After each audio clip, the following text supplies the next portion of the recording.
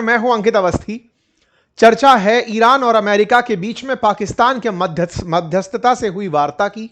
वार्ता बेनतीजा रही। आज के सेशन में इस बात का जिक्र होगा। 21 घंटे वार्ता चली, कहां जाकर बात अटक गई, आज के सेशन में जिक्र करेंगे। किस प्रकार से पाकिस्तान ने मध्यस्थता की और अमेरिका और ईरान ने उसे क्या माना, क्या उसे इस बात की शाबाशी मिली या फिर उलाहना, आज के सेशन में जानेंगे। हम जानेंगे कि जब पूरी तरह स्टेज सज चुकी थी कि अब एक्सचेंज ऑफ टेक्स्ट होगा, एक दूसरे के साथ में बातचीत होगी कि चलिए भाई हमारा एग्रीमेंट हो गया, अंत में कहां से वो एग्रीमेंट पीछे हट गया। किस तरह से ट्रंप ने मामला बिगाड़ दिया, या फिर इजराइल जिसके चलते पहले भी पाकिस्तान को डांट पड़ी थी, यह समझौता नहीं हो पाया। आज के सेशन में डिटेल चर्चा है, क्योंकि यह वार्ता 21 घंटे चली, 3 लेवल पर चली, 3 बार 1 2 3 स्टेजेस पर बातचीत हुई। जब बातचीत बेनतीजा रही तो अमेरिका के उपराष्ट्रपति जेडी वैंस पाकिस्तान से चले गए। ईरानी डेलीगेशन भी वापस अपने देश लौट रहा है। ऐसे में चर्चा इस बात की कि इन लोगों के बीच में आफ्टर ऑल बातचीत हुई क्या थी, बात कहां पर नहीं बनी, अमेरिका ने ईरान को कहां धमका दिया, इजराइल क्यों लेबनान के मामले पर झुकने को तैयार नहीं हुआ। सारी बातें आज के सेशन में, क्योंकि कहीं ना कहीं डोनाल्ड ट्रंप अब अपना दूसरा रूप लेकर हाजिर हो रहे हैं, जिसमें वेनेजुएला जैसे हाल अब ईरान की बनाने की बात हो रही है। चर्चा करेंगे डिटेल में सारी बातों की। मतलब साफ है कि इस वार्ता के बेनतीजा होते ही भविष्य में फिर से स्ट्रेट ऑफ हॉर्मुज के नाम पर जो सीज फायर की वजह से बाजार को 2 दिन की शांति दिखी थी, अब वो फिर से अशांति में बदलने वाली है। काम इनने भी पूरे किए ताकि शांति वार्ता बेनतीजा रहे। इन्होंने अपनी तरफ से लेबनान को 1 मिनट सांस नहीं लेने की। तो पाकिस्तान के अंदर ईरान और अमेरिका के बीच में बातचीत को 21 घंटे की बातचीत को आज हम वहां से शुरू करके डिस्कस करेंगे जहां से बातचीत अपन ने छोड़ी थी, क्योंकि हमने जो सेशन लास्ट किया था वो ये था कि ये लोग पाकिस्तान में मिलने आ रहे हैं। अब वो मिलकर जा चुके हैं, तो इस बीच में यानी कि कल के दिन में जो भी बातचीत हुई, आप और हम अब उसको बैठकर डिस्कस करने की बात कर रहे हैं। चर्चा ये निकल कर आई कि अमेरिकी उपराष्ट्रपति जेडी वैंस निकल कर आते हैं, अपनी तरफ से कहते हैं कि देखिए भाई वार्ता बेनतीजा रही। ये बात हमारे लिए तो बेकार है, लेकिन हमसे भी ज्यादा बेकार ईरान के लिए है, क्योंकि यहां से आगे अब अमेरिका जो चाहे वो कर सकता है। हमने इनके साथ बातचीत करने का एक अवसर इनको दिया था।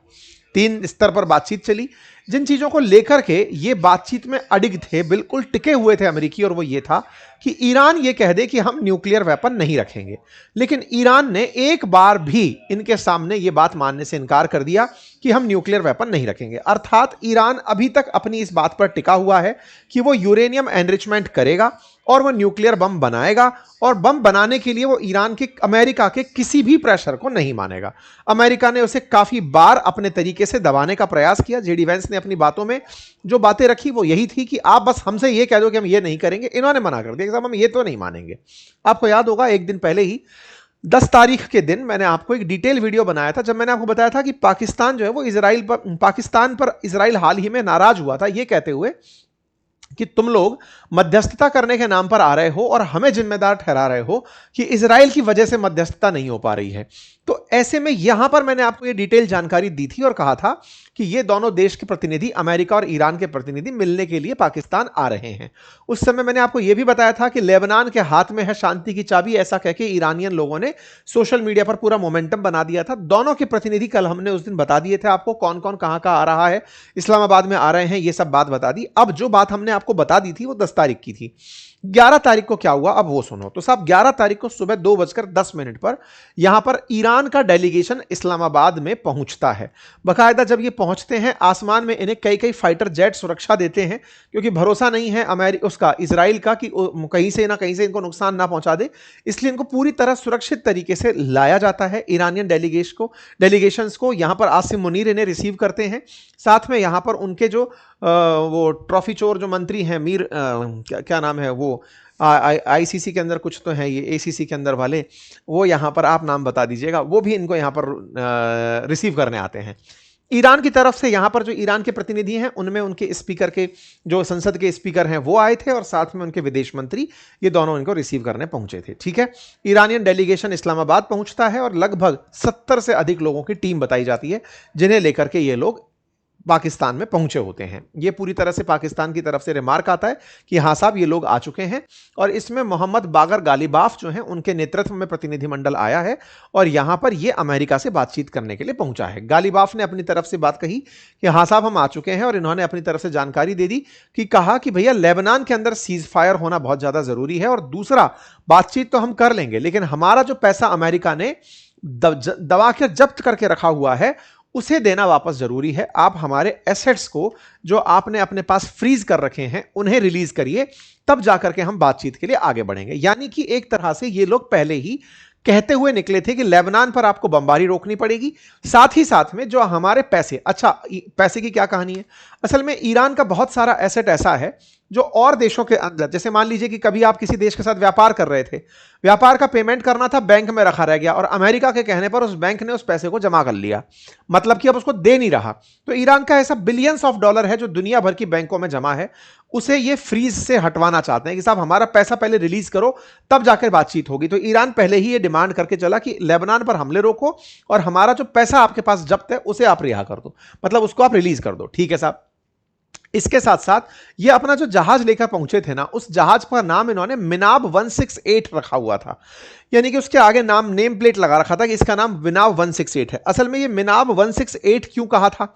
असल में आपको याद होगा कि 28 फरवरी को जब अमेरिका और इजराइल की तरफ से ईरान पर हमले हुए थे, तब एक स्कूल में जिसका नाम था, जो मतलब स्कूल जो मिनाब नामक शहर में थी, लड़कियों की स्कूल, उस पर हमला हो गया था और उसमें 168 बच्चियां और स्टाफ के लोग मारे गए थे।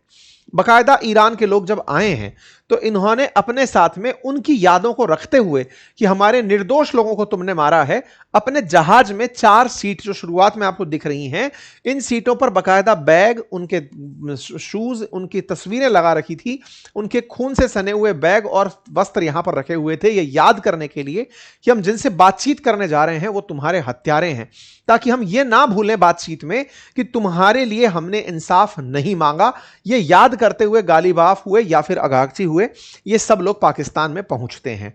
बाकायदा पाकिस्तान के अंदर बच्चों के बैगों की तस्वीर बाहर आती है और 168 लोगों की वजह से मिनाब वाला जो पॉइंट है यह हाईलाइट हो जाता है। सोशल मीडिया पर इसकी खूब जिक्र होती है, न्यूज में बहुत जिक्र होती है कि ईरान अपने दिमाग में अभी भी लेकर आया, ये खमनेई की तस्वीर भी लेकर आ सकते थे लेकिन नहीं लेकर आए।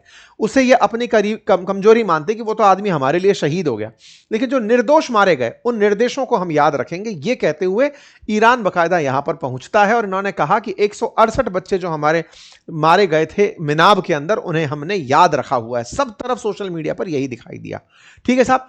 71 लोगों का डेलीगेशन स्टाफ पूरी तरह से यहां पर पहुंचता है, जिसमें कई ट्रांसलेटर्स, सलाहकार, मीडिया प्रतिनिधि, तमाम प्रकार के लोग यहां पर पहुंचते हैं। जो अध्यक्षता कर रहे होते हैं वो बागेर गालिबाफ हैं, जो कभी चुनाव के अंदर राष्ट्रपति बनना चाहते थे लेकिन राष्ट्रपति नहीं बने। फिलहाल इन्हें मुज्तबा खमनेई का काफी करीबी माना जाता है, पजेश्कियन नहीं है करीबी, ये स्पीकर महोदय काफी करीबी माने जाते हैं। ठीक है साहब।